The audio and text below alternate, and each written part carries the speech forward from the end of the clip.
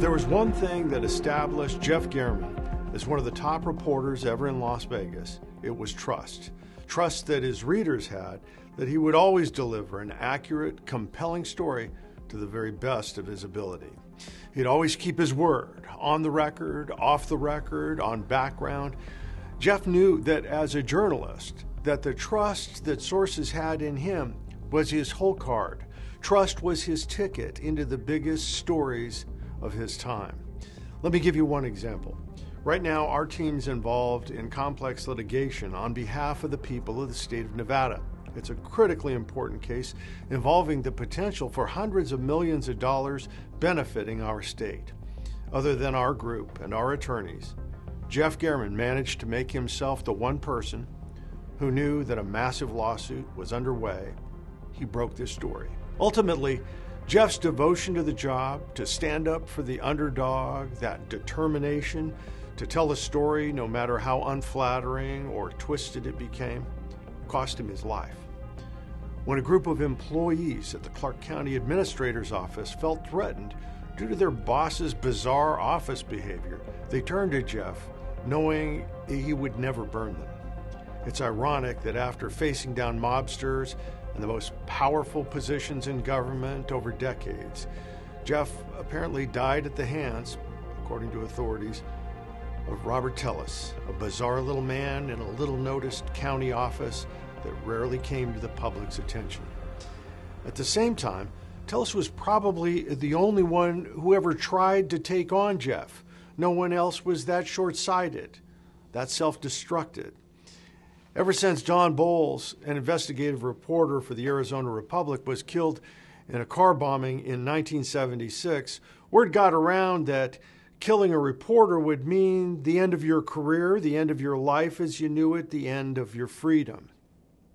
While it's only natural to focus on Tellis and the desire for revenge, the real story here is the why. The reason Jeff German was such a danger to Tellis was that you could trust Jeff German with the truth. Journalism, somehow over the last 10 or 15 years, something has been lost by the general public, and that's that not everyone's reporting of the world is equal. Not everyone's Facebook post on YouTube video has the same level of credibility. Somehow, we've lost sight of the fact that journalists like Jeff are trained professionals, attending college, going on to grad school, busting their hump to find and tell the news, and to some extent, they put their careers on the line every time they write a controversial story. The stated goals: get the story and tell the story as accurately as possible.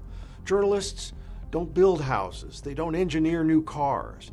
They provide information that goes into our minds. It's our understanding of the world. It is a sacred trust. In a democracy, there may be no higher calling. With the advent of Facebook, Instagram, and TikTok, we somehow became convinced that the blogger in his mother's basement that people are always talking about carries the same validity as a trained journalist. He doesn't. No skin in the game.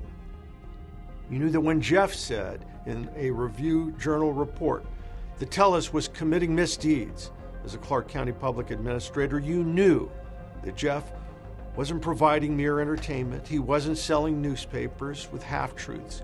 You knew that Jeff was warning us that something was very wrong with an elected official who controlled the working lives of county employees. The most important thing that Jeff's life and the way that he died is that his word meant something. His stories were real. They were accurate because Jeff German wasn't just another voice. He was a professional journalist.